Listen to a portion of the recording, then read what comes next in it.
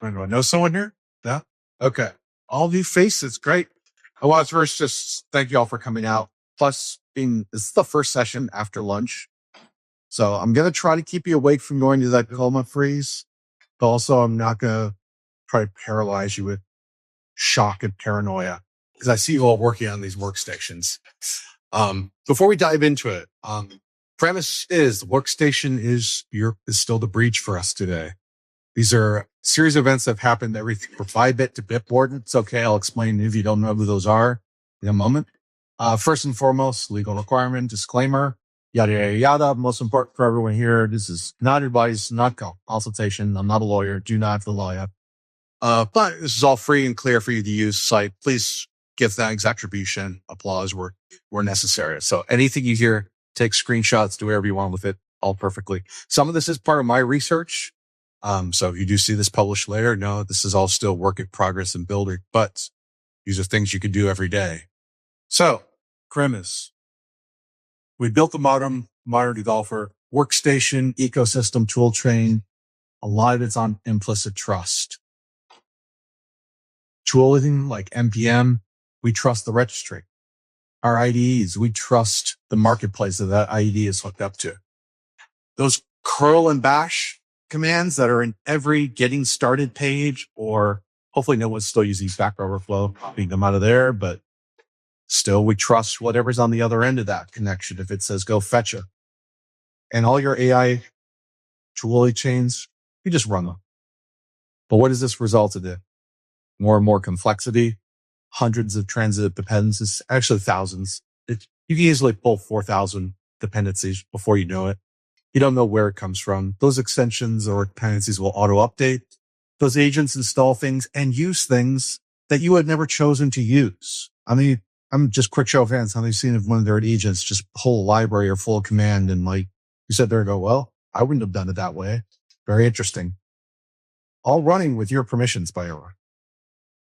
And then we add velocity. Faster, automate more, vibe code it, deploy it on Friday. Let's all go home, get happy on it, right? Well, we did this without letting anyone review it. And the friction in the budget. Hey, those budgets just disappeared. Attackers, they saw this. They watched these patterns.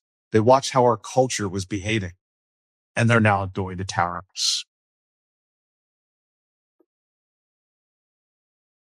$1.5 billion happened. This was March or February of 2025. One event, one workstation, one Docker pull caused $1.5 billion in the tribute of financial damage. You go look it up. This is our favorite foreign actor, Democratic Republic of North Korea. They pulled in, it's Democratic Republic of Korea. Correct.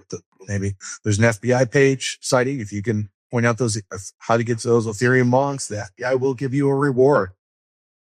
But it came pretty much just from one Docker pull. It wasn't inspected, stole credentials, moved laterally. All the famous traditions. Traditional layers of king moving horizontally in an organization. But they were able to get into the transaction system and basically redirect and move the theory of credits. One that we should be very, very familiar with right now because we've had several instances of it. Shai-Hulud kind of came on the scene 2025 September. Attackers just went after NPM registries, spoofed 2FA alerts, got maintainers to basically just say, yes, approve. And within a few days, we had packages all over the place with baked in credential stealers. And just for good measure, they mugged us on the way out. So if you had a Bitcoin wallet or anything on the laptop, while they stole your credentials, they just took whatever you had to your Bitcoin account as well. So, and this is ongoing. They go after the credentials. They go after known files, those .env files that we all love. Any convention you can think of, it's a pattern. It's useful. Makes your life easier. They're now using that to exploit. They can get landed on your endpoint. Security scanners next. That's March, this past year, just before RSA. Well, Trinity became the big name, a tool that we all knew and trusted in the security community, became the actual surface that got exploited.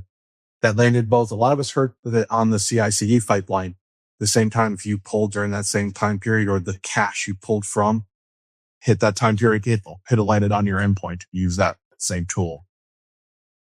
Estimated costs there, still, I have to say estimated because the financial numbers haven't really come out yet.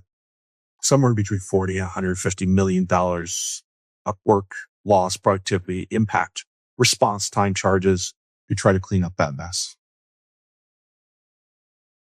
And then it happened again. Another security favor tool holds our credentials, Bitwarden CLI. Bitwarden CLI had a hook. That hook started harvesting credentials, 90 minutes of exposure.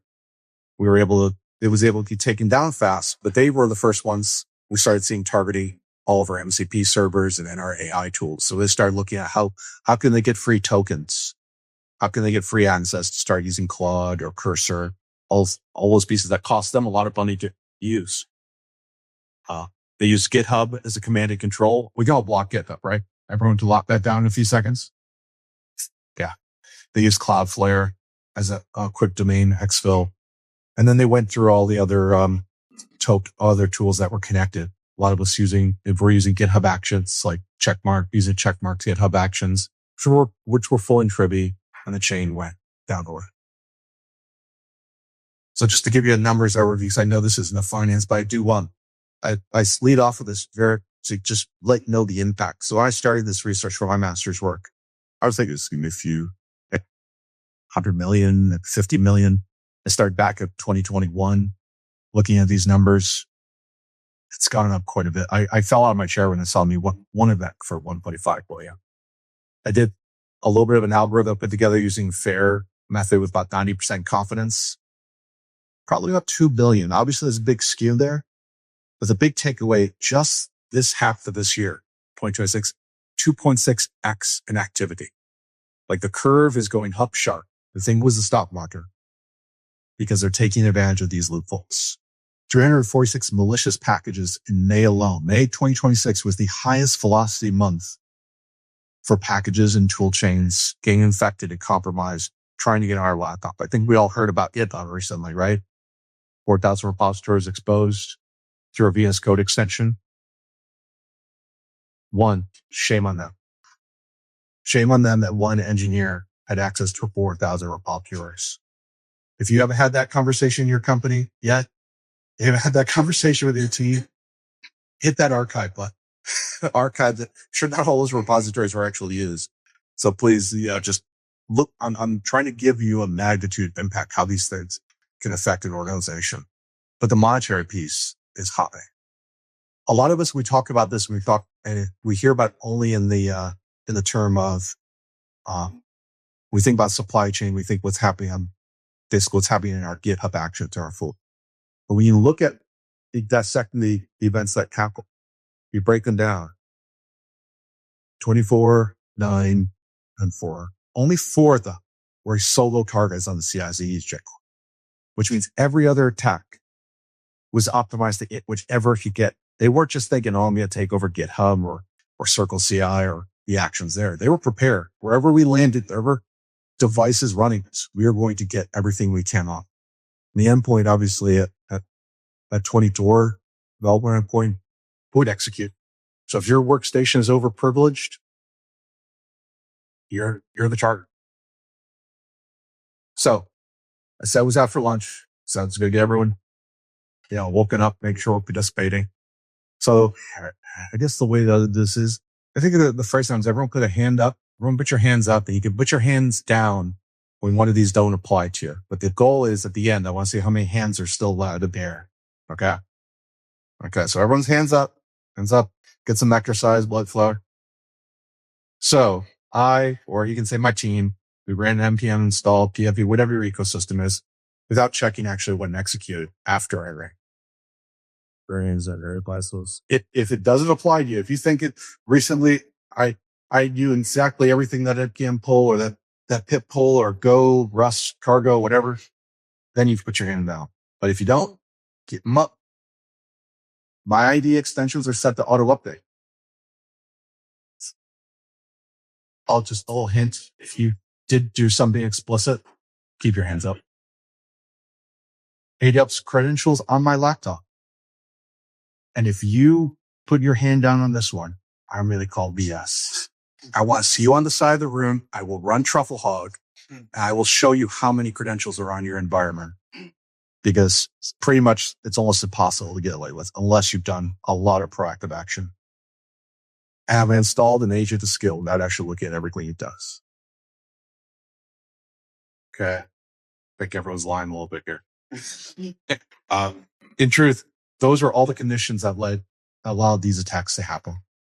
Very simple things, but you add them all together very easily. These are things we don't do. We don't go into VS Code and alter, or we don't have our IT team managing our VS Code permissions and configurations and settings, or whatever your IBE of choice is. That's a condition up there. We don't have them configuring the global NPM configurations. Push to your laptop, managed, can't be altered, can't be bypassed. Package proxies are all in place. I think a lot of people don't want to admit. But those are the conditions that lead it to. Well, what brings us here even faster? 3 assumptions we really shouldn't hold, and we're just ignoring, is that supply chain attacks were just for the pipeline, not the developer. Like I said, someone wrote the code that knew to check to see if you had Coinbase wallet or any type of wallet on your machine, just to muck you on the way up. That's not in the pipeline. They knew they would get people on the desktop. Trusted tools can be trusted. Nothing should be trusted at this point. Trivy Scanner, I mean, that was, if everyone remembers, that was like a day before RSA. There's a lot of other things going around in the security community that week, but all of a sudden we were all walking around RSA going, oh my gosh, there's no sacred cows. I can't trust even when I'm using to try to figure out how to secure. And this is a slow moving risk. Now, a lot of us have been kind of kicking the can down the road. How many folks have a weekly conversation with their IT teams about how their developer endpoints should be configured? How many people have sudo or root access on their developer workstation? You can actually sudo install all the time. If you're all on your consumer devices and this isn't resonating because you're all students and you're not, guess what? By default, your Apple has admin rights. You have sudo rights. All of these things lead to this condition where we're not managing these endpoints with the same critical risk. I've heard folks talk about, I need to secure a county's laptop, or I need to secure my CEO's laptop with it. Spend more time securing the executive workstation. And we should, in all sense. But we don't pay attention to what the engineering environment is. Or we all went through some major trauma, like banking. If you ever worked in banking or healthcare and you tried to be a software engineer in the Met group, it was painful years ago. It was really hard to actually have a functional workspace. And it was a high degree of friction burps. Well, fortunately, things have gotten a little bit better. Tooling's gotten better. But there's actually a mental map that we apply. There's actually a practice. Everyone assume you came to this because you had heard about zero trust. Just how many folks are zero trust aware? Let's say aware of the concept. Okay, good. So I'm not going to go there. Does anyone know about Kindervag? His work? Big Texan? SMU, I think he teaches over at SMU. But Kindervag, zero trust methodology. First thing he talks about, first thing he looks at, surface. Can we describe the surfaces? When you sit with your IT organization for the groups, and you say, well, describe a developer endpoint. What does that surface look like? Well, let's figure out what we're actually trying to protect. That's the first step. Can we describe it? And there's a framework for describing this. I mean, we all love our acronyms, but DAS, I don't know what the way to pronounce it, but data, application, assets, and services. For developer endpoint, we've got our data, we have our source code files, we have our API keys, we hear about. We've got all these credentials to talk to NPM for actually publishing pieces, but credentials, anything we're talking to. We have signing keys, certificates. There's our data. Applications, of course, we have our IDEs, our Docker ecosystems, our package managers. The terminal itself, that itself has its own critical circuits. The browsers, integration to web browsers, integration to the browsers, plugins, our AI agents. Actually, a lot of us just use some of the commercial ones. A few folks are really brave and they're building their own agent frameworks, but those all constitute the application tier we be aware of and what it is. Our assets, of course, the machine itself, the containers, the build artifacts, all the things that go downstream, all the repos we cloned. How many people hold their developer repos as a high level asset of a company? No, it's interesting. Intellectual property laws, your company's trust, your company's trade secrets, it's all source code. May not have a patent. When I started software engineering, it was very common to get patents on everything we built and brand. A lot of that, most companies don't get patents on. So it just falls under trade secret or your own intellectual property. As soon as that goes out into the world, if you don't have protection, you may have copyright protection on it. But once it's exposed, you can always make another copy, a cleaner copy of that. Once exposed, it's out there. You've lost if you're a services company, trade secret, how you do a process, and it's out public and it's public. And then your services, all the things we connect to downstream in our developer ecosystem. It used to just be the IDE and maybe our build system, but now NPM, I think last organization I went into, we had over 700 systems connected from the GitHub repository. Tailored from everything from what the data science team did to the mobile application team to the SaaS teams. All of that surface needs to be acknowledged of how you're handling, particularly just first, how do you connect and how you authenticate to it. But that's the surface we're trying to describe and protect. And when you look at it for this lens, it's a lot bigger than just the developer endpoint. But when you speak to someone from IT that does endpoint protect, they're thinking XDR. I can go to antivirus, the next generation antivirus, software firewall. But then do you just go a step deeper with it? Have a conversational. How do you know I'm going to our GitHub? How do you know I'm going to the service you want? And you start to see there's a gap. And that why do that gap is figure your exposure, figure your risk in your organization. I want to make this one point. Zero trust. I hear a lot of people say, don't trust developers. Don't trust people. And that's a very fun, it's probably one of the next KYC, the cartoons that talk about like what is supposed to, the funny thing we want to talk about. But it's really just, it's a quick word and it's not a product either. Is purely a methodology and means just every transaction is verified. Every condition of connectivity gets verified. Every boundary of trust has a verification board. We don't just let the device talk to anything. And our developer points are particularly important. So a lot of that, I kind of thought about the inbound, like how we get stuff to our device. But getting stuff off our device is also a whole surface to itself. And that's that, anyone hear the term DLP in their company? DLP. Anyone hear the term DLP in relation to the software ecosystem they're working in? Or is it more Microsoft Office, Google Docs? DLP has been hard to do. It's been hard to do in any of these SaaS environments. The concept, anyone heard the phrase only my tenants? When you're talking about a SaaS ecosystem, only my tenant. I want my GitHub organization. I want my Azure subscription. That's my tenant. Can you distinguish that traffic or distinguish that use between Evan's GitHub tenant? Or famously, like Discord or Slack, can you define those different surfaces and can you protect based on surface? Well, the leak happens there as well. Did anyone hear about the CISA leak that happened just a few months ago? 1, 2.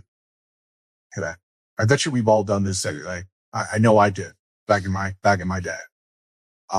Somewhere last year, engineer somewhere, I guess I can't remember, it was November timeframe, but the engineer or consultant took everything he learned about the organization because he wanted to go work remotely and put it to a repo that he could pull from his home computer or her. We actually don't know the attribution, but they put everything, the keys, the mappings, all the internal IP addresses, all the access.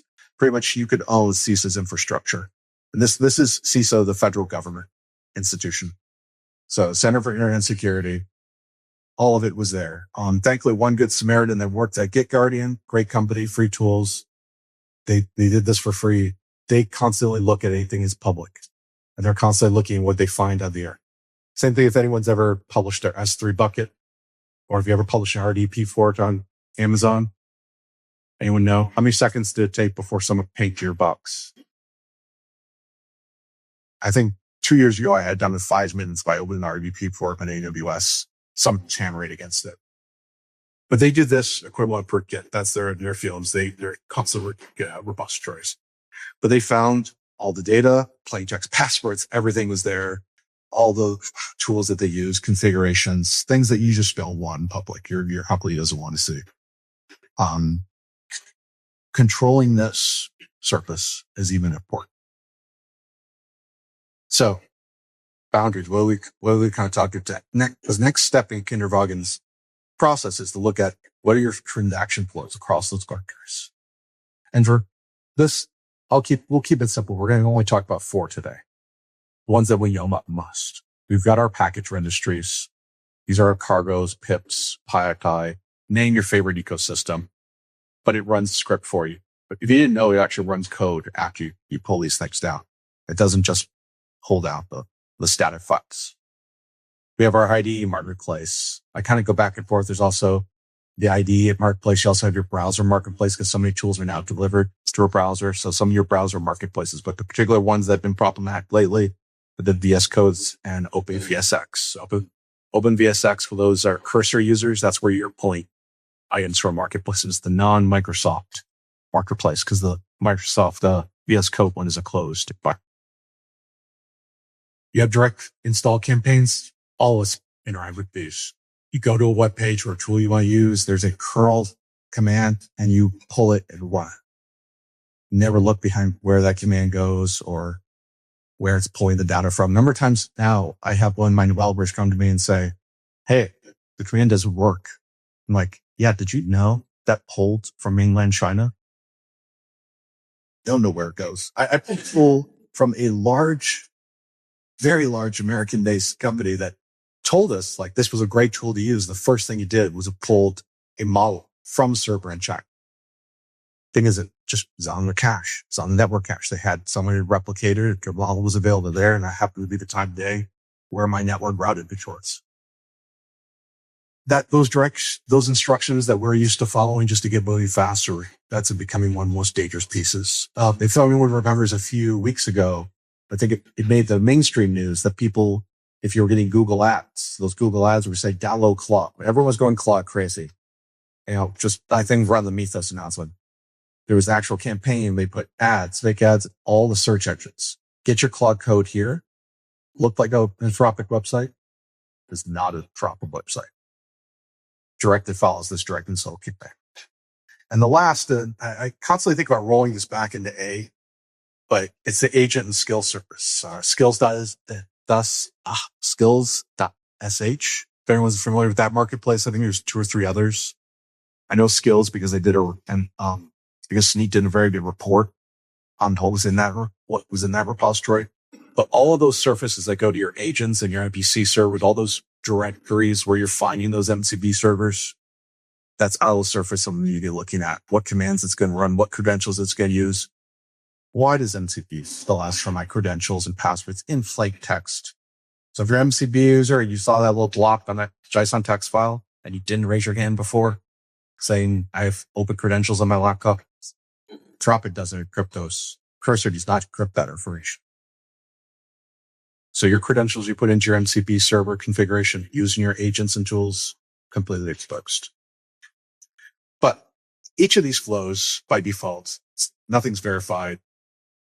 And what we're going to cover is some techniques. Either I want to give you guys 8 things you should do today or Monday. Well, I'll give you Sunday to absorb it. Maybe you'll come back and say, hey, he was full of it. Others will say, maybe I should do this. It might matter to my business. It might matter to my career. The way I frame up the maturity spectrum on all these, I usually tell folks, unless you're in a very large organization, level 3 and 4, unless you just really want to go to town. But L1 and 2, solo, you can do this yourself. You don't have to ask permission. And I actually encourage people, do it. Try it, see how it works, see how it attacks your flow. How do you get to a successful flow that is not disrupted? Because all this has to still be usable for. L2 is once you're comfortable, get your team on board. L3, find someone in IT that you know, get them to help you because they can make your life easier with some of these things rather than telling you, hey, 5 people do something, ITP, centralize that. And then you can keep advancing it to a full forward. This is a slide I tell people to pause because when you're trying to convince security folks, having a mapping like this to a framework, why you're doing something or why you think it's a great idea. Great slide. Take a photo of it. This has the mappings to the appropriate NIST NIST controls, as well as if you're not familiar with it, there's a framework from HOAS called the Secure Pipeline Verification Standard. That's the SPPS. Particular contributor to section 1.4 in this, which is all workstation endpoint controls, but it covers everything in this pipeline. It even has a sub profile for AI based solutions. But if you're looking for how to trace this, how to get people on board while you're doing this, really quick crosswalk for folks, especially if you work at an organization where you have to map at your controls and why you do. The last column is the ZT versus zero trust. If you have an organization of zero trust aware and activities, that which pillar you're mapping it to in your zero trust profile. But here we go. Let's dive right in. Secrets management. Everyone using a secrets manager? Everyone's tools of letting them use a secrets manager, like Entronic.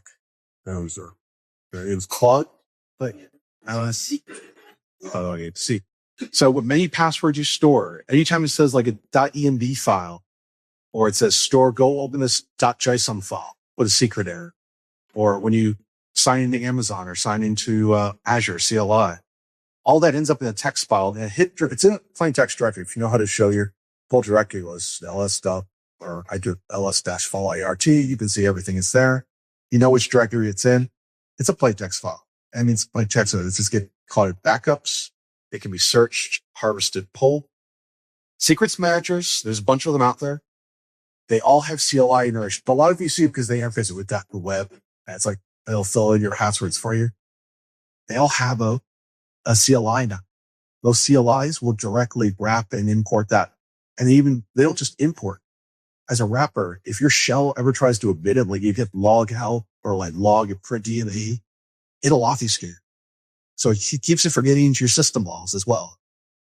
Get a secret manager, make sure it's integrated with your tool chain on the CLI. So every tool call you make, they have plugins even into your IDEs. This kills the surface. There are no secrets to harvest. There are no keys to get. Your own personal Bitcoin accounts are locked away somewhere else. Has a really nice feeling. Your SSH keys. I love that. I have on my laptop, even when my AI agent asks for something, it biometrically, I have to give it access to that credential. I can't just try to take control screen. It's all biometric online. It stops the thing that they're trying to steal. They're trying to steal my Anthropic tokens. These are all my token users. They're trying to get to my Azure account so they can use free compute or get in the storage. Secrets managers. Vault injection, one of the ones I can use. I'd reference it here. I don't push a product, but it's where I really do love.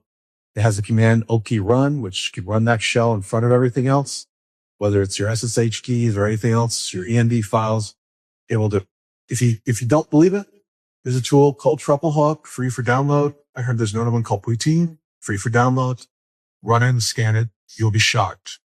I am obsessed over this. Last time I ran this in March, just before the presentation, I did as a live demo on a larger one.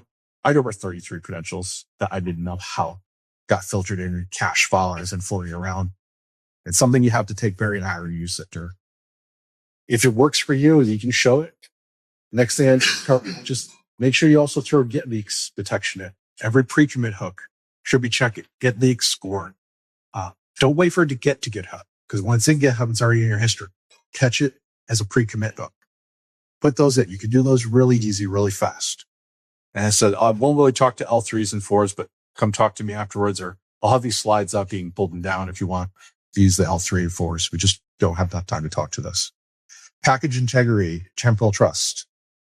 So there are commands here for each of the environments you can find it. For each of your, there are some ecosystems that don't support it, but you want to make sure you're in your NPM RC files, your log files, that you're actually using hashes, not just version numbers, not tags. You want an actual pin to the version of the package you're using. You want to make sure it's hard to change the version. Make it a very iterative thing you do. It doesn't just accidentally auto-upgrade. Minor version measures, because when the attackers take over a repository, that's the first thing they do. They just publish a minor update. Or they publish a new version. If you're pinned the latest in your package tool, you don't have your package LOP, or you'll run a fly like ignore scripts or have a property to ignore scripts. Whatever hits your desktop is just an auto execute.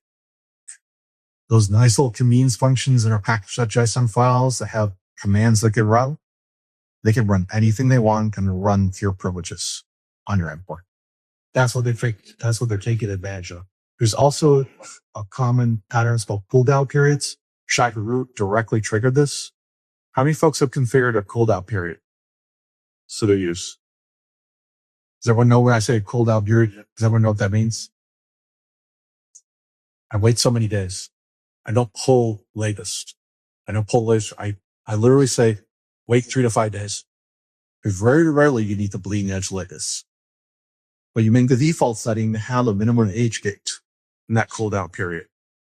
Trouble is, it's different for everything. There's not one setting for every ecosystem, every tool chain that ecosystem be out implemented.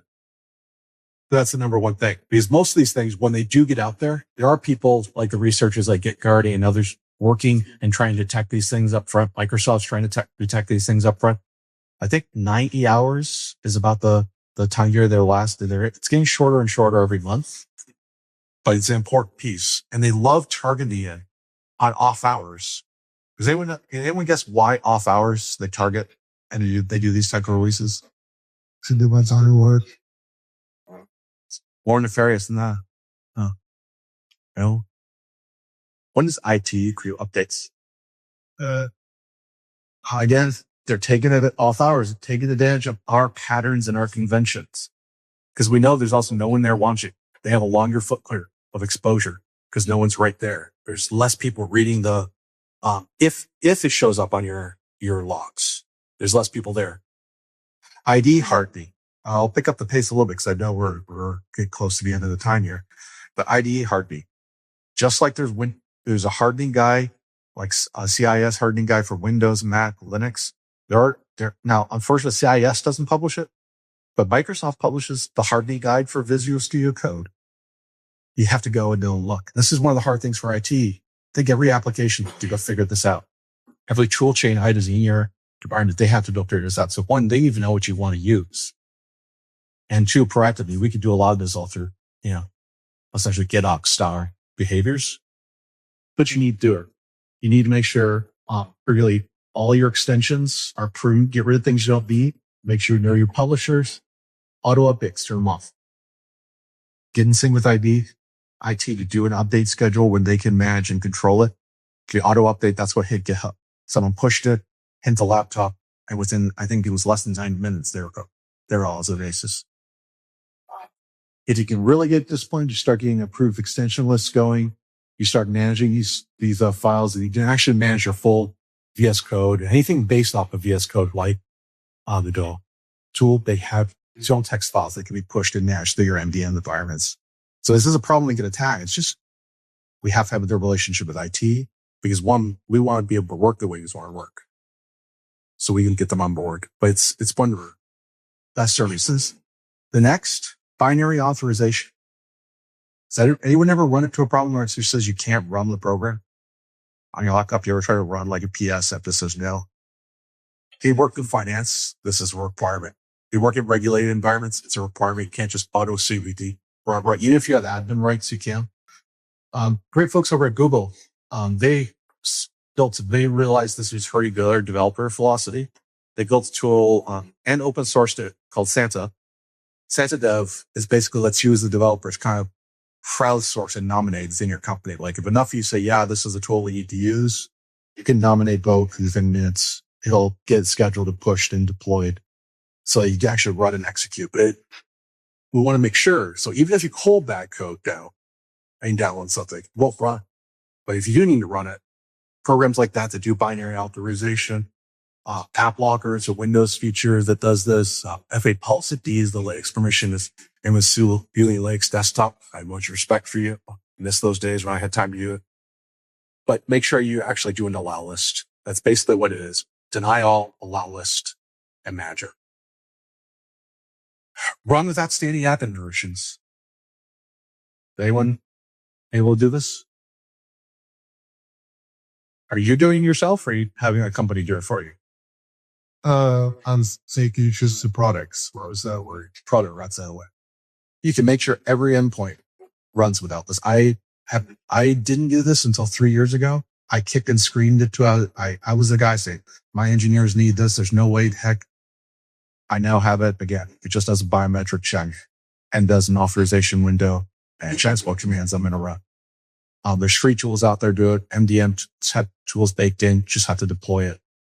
The most annoying thing is because Claude Code updates 3 times a day sometimes is it will ask you to unlock to do that update. If you're bleeding edge updating or knows that. But that annoying part is still solved. It's a fingerprint biometric. So I encourage you, look into doing this without it. You can download, there's one for Mac that's up by GitHub. It was published by SAP. They made it open source. Takes 5 minutes to install. You have the basic configuration. Lets you have admin privileges for 20 minutes. Really simple. But it keeps it. If something gets down that needs that, just can't run. Or you'll be very aware if somebody's asking for admin. Did you mean to actually do that? Ephemeral containerized environments, this was tough. But if you haven't looked into dev containers, start looking at it. The concept is exactly designed was if you're a Claude Code user or a Bowork user, I'm sure Cursor's done this. Your Macs all natively have this. Windows has this. There's actually an environment in the OS that does all this, that you can containerize the environment. If anyone's heard of No, there's kind of a version of the sandboxing tool that uses the operating system native containerization. It's still basically right encryption. Dev containers are like a Docker-based version of this. No uses the OS's raw pieces. Basically, it makes you from site. This is the network it can talk to. This is the place on the hard drive. You immediately just cut off all those sensitive directories before one claim says this is just what the development parent's going to use. So highly encourage dev containers is really cool because if you're tired of trying to get everyone using the same tool, dev containers, you're declaratively pushing every tool that you want them to have in that context. So you can have a multiple developers context, SaaS server developers context, and they just, when they fire up the repo, automatically maps it, makes the tool chain available. It's a great solution for both having a good boundary as well as improving your efficiency. Day one, there's no sit there and wait to install. Keep your production builds off. This one kind of drifts a little bit away from the endpoint, but it's still important because what you're doing in those build environments is also what triggers these type of malware because you're pulling stuff down from the internet. You're doing it on a desktop that has less control, less surface. So always still keep the production build off. Make sure it's done. Make sure you're generating check SBOMs. This is a little hard to do. It's a little controversial. That's why I say it's probably won't kind of come off my list for here and keep more into the IT side or the software production side, but it's something you can easily do yourself. Runtime agent guardrails. Anyone try to put guardrail around Ranger? Anyone see what Dage does when you put guardrail around it? I used a tool with, again, open source tool, works with the hooks. Everyone's aware that your major agent ecosystems have hooks. One of them is before it runs a command. There's like 4 or 5 hooks for Claude. I remember the cap for Cursor. But there's a hook in the lifecycle. When the lifecycle happens, you can call any command. So if you run a rules engine, like preempty, it's open source. Rules engine basically says what commands can run and not run. The fun there, but you tell the LLM why it couldn't run.